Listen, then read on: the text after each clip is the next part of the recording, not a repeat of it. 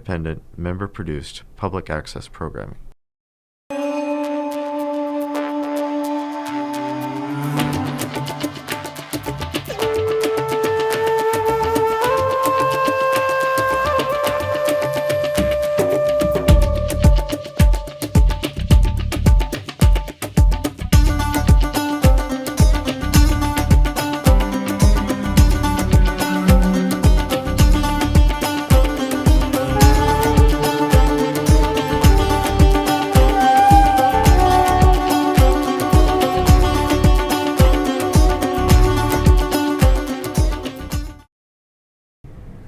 Welcome to Faces of South Asia. I'm Isha. And I'm Sophie.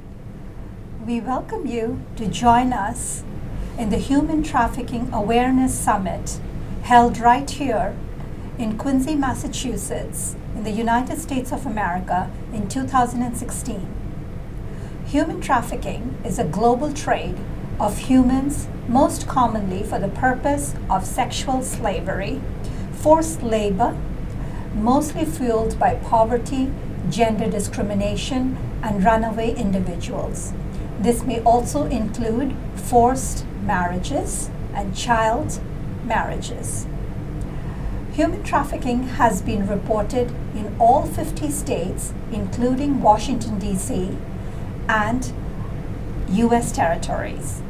FBI estimates about 100,000 to 300,000 are trafficked here in America today. 17,000 to 18,000 are trafficked right here in New England, and Massachusetts being their prime destination. Many victims are not runaways or abandoned, but are from good families who are coerced by clever traffickers. Human trafficking is a $33 billion industry, which ranks second to the drug industry today. Human trafficking is today's modern-day slavery. Join me in the awareness and the action taken by U.S. Department of Homeland Security, Mr. Peter L. DiMaggio. His insights are priceless. Join me in the tireless action and vigilance of the Abolitionist Network Director Sarah Dunham. Join me in understanding the slavery behind consumer products in the Free Trade Campaign by Alexandra Carroll. Join me in the incredible service provided by the Freedom Clinic of Mass General Hospital and the doctors. Join me to understand the incredible service by Amira, Executive Director Stephanie Clark. Join me in thanking the play Body and Soul. Join me in thanking Allison Cruz, who works with real kids. And thank you, a special thanks to the Rivers for hosting the Trafficking Summit in Quincy, Massachusetts, and Mayor Thomas Koch. Special thanks to the Rivers for hosting the Trafficking Summit in Quincy, Massachusetts, and Mayor Thomas Koch. So hello, my name's Christina Kaiser, and I'm the president of the River South Center. The River South Center got its start in kind of a funny way. We started as a small group of people in Quincy, Massachusetts, just looking to kind of hang out and find our way together in various ways, whatever ways that we felt we had interest. So for instance, we had a film forum that started, I don't even know, 6 years ago, I think.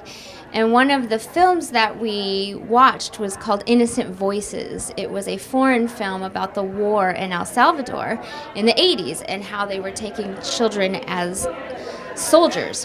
And so we got in a group after we listened to this movie, and people started to chat quite a bit. Say, like, I hate it when I hear stuff like this. I always feel so helpless. I always want to respond, but I don't know how to respond. What could I possibly do? And one of the things that I did was run a church. And so as a pastor of a church, I started to feel like I should respond. There should be things that I can say that will help equip people and help people feel like there's something that they can do. So I preached a sermon, and we talked about the smallest ways to the largest ways, anything from posting what you learn on social media, praying for people, all the way to you could start a task force. And then that sermon kind of ended. There wasn't anything more that really happened right away. But it was a year later, and someone in our community was up late one night with their baby, and they were watching Quincy Access Television. There was a segment about human trafficking happening in Quincy, and that was a shock. How can this be happening in my own backyard? And so looking to learn more information, she started Googling, and this sermon came up, and so I got this Facebook message almost a year later from somebody saying, hey, I saw that you do stuff like this, can we talk? And so we got together in my kitchen with babies all over the floor, and we started talking. One of the things that we thought, well, at the very least, maybe we could do a book study together. So we got numerous people together to do a book study. And in the midst of that, we both learned about the challenges of getting involved, what trafficking looks like, and how one could actually start a task force. So a very systematic way, like here's your spreadsheet, here's the various ways to research what's already happening in your area, how to connect to people. And so once we finished that book study, we started creating this long spreadsheet of all the community organizations, any business, anybody that we might possibly connect to.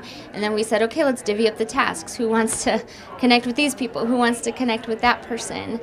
Until we started to make more and more connections, people like that are here today for this summit, people with the Emmanuel Gospel Center.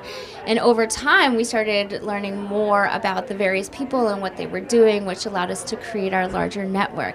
And so that's actually how the River South Center became a formal thing. Before that, we had a Zumba class, a film forum, a play group, but they were kind of functioning inside of our church. When the human trafficking stuff started, we thought, we really don't want faith to be a barrier to people working on this issue. We want to link arms with as many people as possible. We want to communicate clearly that this isn't about a church, if you will.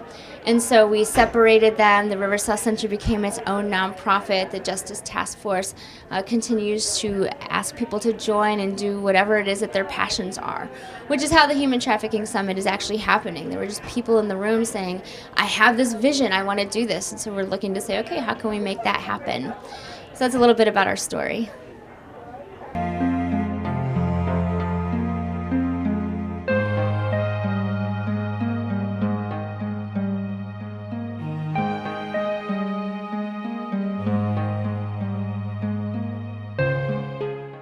So my name is Megan Crabb, and as one of the visionaries here of the Human Trafficking Summit, I got started 3 years ago, and I was sitting up late at night one night with one of my babies, and I was just watching Quincy Access Television, and they were talking about human trafficking in the greater Boston area, and I couldn't believe my ears. I couldn't believe that this was an issue that was actually happening in my own backyard, and so I started Googling. 1 o'clock, 2 o'clock, 3 o'clock in the morning. I'm up for hours Googling human trafficking in Boston, Massachusetts. And oddly enough, a name comes up, Christina Kaiser. And I read a blog post where she discusses human trafficking in Quincy, Massachusetts, right where I live. And so I reach out to her. I just send her a quick message. And I said, hi, Christina, my name's Megan. Can we talk? And we did. We got together in her kitchen and we discussed what can we do. And as you've already heard from her, that slowly evolved over the last 3 years into where we are today with the Human Trafficking Summit. So beyond that, good morning and welcome to the River South Center and our very first ever Human Trafficking Summit. This is pretty exciting. And I'm also excited to be able to introduce to you the mayor of Quincy, so Mr. Thomas Koch here.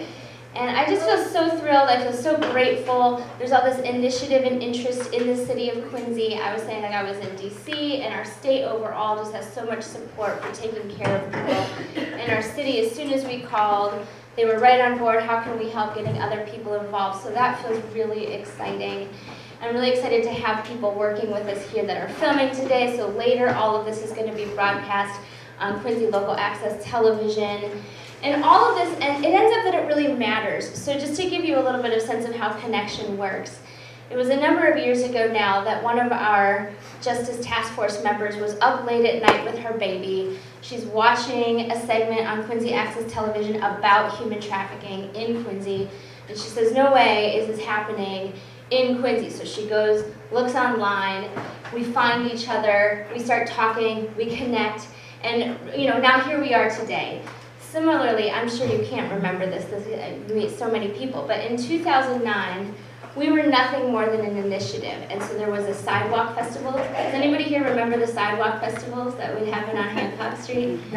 And so we had our little table, and you were going around introducing yourself and just welcoming people. So you welcomed us to the city back in 2009, and now I get the privilege to welcome you, so please come on up.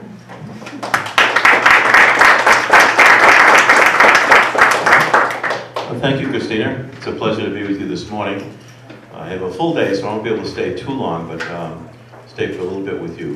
This is an issue that it's hard to believe in this day and age that we're dealing with such an issue. And I look around the room just at the table I'm at, and Lieutenant Glenn and Sergeant Tapper do so much in our city in so many ways, representing our police department. I'm next to Bobby Hernandez, who's the president of the Mass Bar Association and a local legend in helping so many people in so many ways. So I see members of the Mayor's Women's Commission here. I'm grateful for them, for the work that they do. But Christina, to you and your organizers putting this together today is so important. A number of years ago when I first got elected, we met with a number of folks to put together a task force about our opiate issue that we're challenged with, and continue to be challenged with. And that's the first step. Before we can tackle a problem, before we can address a problem, we got to come together as a community to acknowledge the problem. And I think that's what's important here this morning. We are acknowledging a major problem in society, and we're not benign from it here in Quincy either. So I'm pleased to be here, unfortunately, on an issue like this. We're pleased to be here to support you, to do what we can as a city, along with our police department and the Women's Commission and so many others as we come together. And this morning to take your lead and learn a little bit more about those challenges we have right among us. So thank you for doing this. Wish you all the best. God bless.